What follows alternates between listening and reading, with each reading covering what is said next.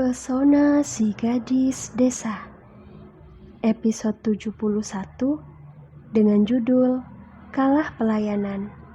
Selamat mendengarkan. Sesampainya di Shanghai, Kanita langsung pergi ke sekolah Luri setelah menyimpan barang-barangnya di hotel. Dia sungguh sudah sangat tidak sabar ingin segera bertatap muka dengan gadis ingusan yang telah menjadi penghalang hubungannya dengan Fedo. Luri, waktunya sudah tiba untukmu melepaskan Fedo. Maaf ya jika kedatanganku nanti sedikit membuatmu terkejut, gumam Kanita seraya tersenyum licik. Orang yang menemani Kanita nampak acuh saat dirinya terus menggumamkan kata yang akan dia ucapkan ketika bertemu Luri. Mungkin di mata orang tersebut Kanita terlihat seperti orang tidak waras karena ingin melabrak seorang gadis yang usianya terpaut cukup jauh darinya. Akan tetapi Kanita tidak peduli akan hal itu. Karena baginya, semua wanita haruslah disingkirkan jika berani mendekati Fedo. Dan Luri adalah target pertamanya. Tak berselang lama, sampailah Kanita di depan sekolah tempat Luri menuntut ilmu. Dengan segera dia keluar dari dalam mobil kemudian berjalan mendekat ke arah gerbang. Sekolah ini lumayan mewah, menandakan kalau Luri bukan berasal dari kalangan biasa.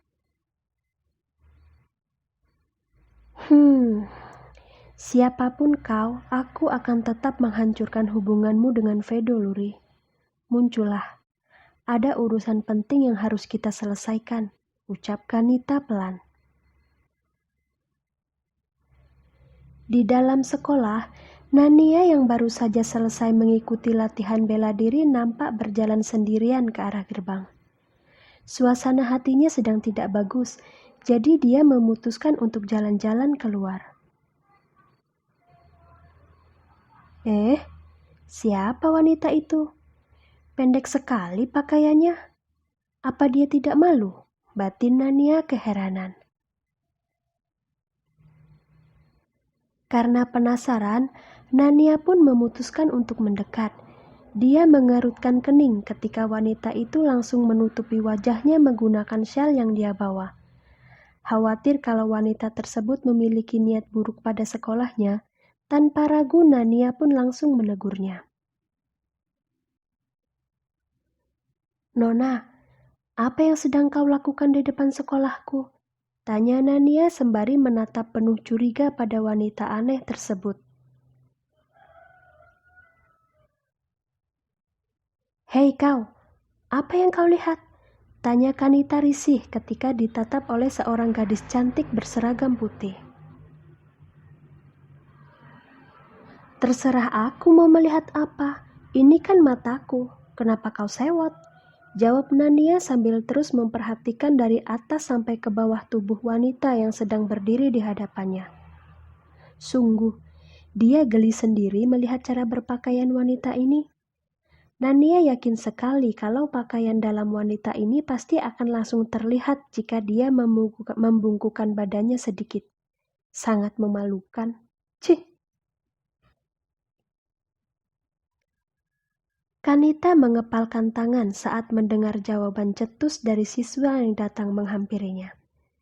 Sadar akan tujuannya datang kemari, Kanita pun mencoba mengacuhkan sikap kurang ajar gadis tersebut. Dia kemudian bertanya tentang Luri padanya. Gadis kecil, apa kau mengenal siswi yang bernama Luri? Dia sekolah di sini, tanya Kanita seraya menunjuk ke bangunan sekolah. Luri, sahut Nania dengan alis berkerut. Kenapa wanita memalukan ini mencari Kak Luri ya? Tidak mungkin kan Kak Luri berhutang padanya? Tapi jika dilihat dari penampilannya, sepertinya dia datang dengan maksud yang tidak baik. Sebaiknya aku jangan memberitahu dia seperti apa rupa Kak Luri. Aku khawatir dia cemburu pada kecantikannya, batin Nania curiga. Iya Luri, Kau kenal dia tidak? Kenal lah, kan aku siswi yang bernama Luri, jawab Nania berbohong. Dia harus melakukan hal ini demi melindungi keselamatan sang kakak. Nania mana mungkin rela kakaknya yang lembek itu berhadapan dengan siluman serigala seperti wanita ini. Mata Kanita membelalak lebar begitu dia tahu kalau gadis yang ada di hadapannya adalah gadis yang sedang dia cari. Dia kemudian menelisik dengan teliti dari wajah hingga ujung kaki gadis berseragam putih tersebut. Cantik dan segar. Itu yang didapat Kanita dari fisik luarnya Luri. Jujur saja, Kanita langsung merasa cemburu karena ternyata Luri memiliki paras yang begitu mempesona. Sangat jauh dari apa yang dia bayangkan. Sedetik kemudian, Kanita menepis pengakuan tersebut. Dia tidak rela jika harus merasa kalah dari gadis ingusan ini. Kenapa menatapku seperti itu? Jangan bilang kau tidak pernah bicara dengan gadis cantik ya, ejek Nania sembari melipat tangan di dada. Jangan sok percaya diri kau. Dibandingkan dengan kecantikan yang kau miliki, pesonaku jauh lebih memikat. Lihat, tubuhku begitu seksi, sedangkan kau gemuk dan banyak serpihan lemak di setiap lekuk tubuhmu. Cih, sulit dipercaya Vedo bisa jatuh cinta pada gadis jelek sepertimu. Sahut Kanita menghina fisik Luri secara terang-terangan. Padahal yang sebenarnya tidaklah begitu. Meski tertutup pakaian, Kanita bisa melihat dengan jelas kalau Luri memiliki bentuk tubuh yang sangat proporsional. Bahkan tinggi mereka hampir sama meskipun Luri hanya memakai sepatu biasa. Oh, jadi kau datang kemari gara-gara Kak Vedo ya? Tanya Nania dengan raut wajah yang sangat buruk. Kenapa memangnya? Kaget? Haha, Luri, ku beritahu kau sesuatu dan tolong dengarkan aku baik-baik. Kedatanganku kemari adalah untuk memberitahumu kalau aku dan Vedo adalah sepasang kekasih dan hubungan kami sudah sangat serius.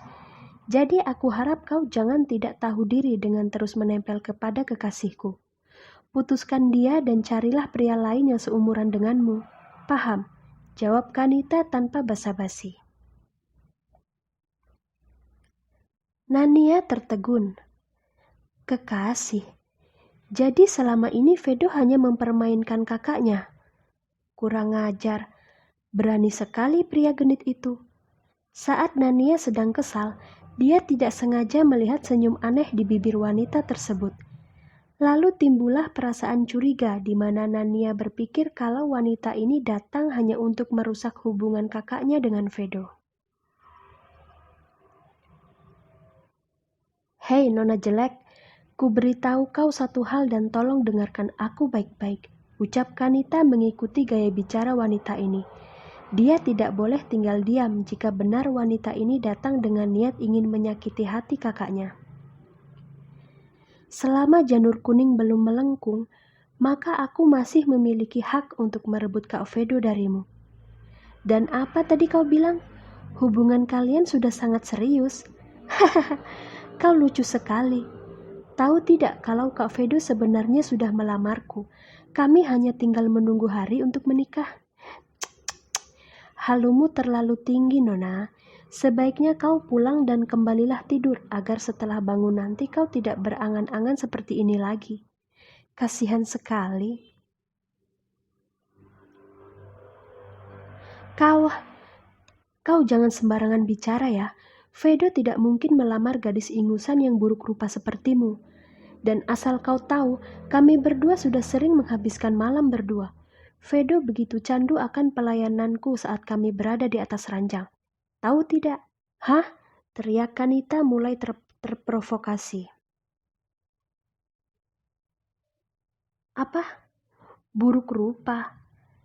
Hei Nona, kemana perginya bola matamu itu ah? Jelas-jelas wajahku jauh lebih cantik dan lebih segar darimu. Dan asetku ini sudah mendapat pengakuan dari Kak Vedo, sahut Nania balas berteriak. Satu lagi, jangan mentang-mentang kau pernah tidur dengan calon suamiku, lalu kau berani berkoar kalau Kak Vedo sudah kecanduan dengan tubuhmu. Kau salah jika bicara seperti itu padaku, Nenek Peot. Jika kau hanya melayaninya di atas ranjang, maka kau masih kalah jauh dari pelayanan yang aku berikan padanya. Di ranjang, di dapur, di meja belajar, di hotel, di pantai, di ruang tamu, di sofa, bahkan di dalam mobil pun kami pernah melakukannya. Dengan semua yang sudah kami lakukan, apa kau masih berani menyombongkan diri kalau Kak Vedo sudah kecanduan denganmu? Hohoho, sangat menggelikan. Lebih baik sekarang kau cari pria lain untuk menemanimu berlatih dulu. Lalu setelahnya datangi aku, kita adu kekuatan. Mengerti tidak? Pergi sana. Setelah berkata seperti itu, Nania pergi meninggalkan wanita itu. Dia benar-benar sangat kesal sekarang. Nania sungguh merutuki kecerobohan Vedo karena telah memberitahukan identitas kakaknya pada Nenek Peot tadi. Untung saja tadi dia yang melihat keberadaan wanita itu. Jika tidak, kakaknya pasti akan sangat sakit hati jika sampai mendengar kalau Vedo pernah tidur dengan wanita lain. Ini benar-benar tidak bisa dimaafkan. Awas saja kau, Kak. Kalau sampai aku menemukan kakakku menangis gara-gara kelakuan burukmu, aku bersumpah kau tidak akan bisa hidup dengan tenang. Meskipun kau tinggal di Jepang, aku pasti akan pergi mencarimu ke sana kemudian menghajarmu sampai babak belur. Beraninya kau mempermainkan perasaan kakakku. Dasar buaya darat. Huh. Sementara itu di luar sekolah, Kanita tampak masih berdiri diam dengan wajah yang sangat syok. Sungguh, dia tidak menyangka kalau Luri adalah tipe gadis yang begitu culas.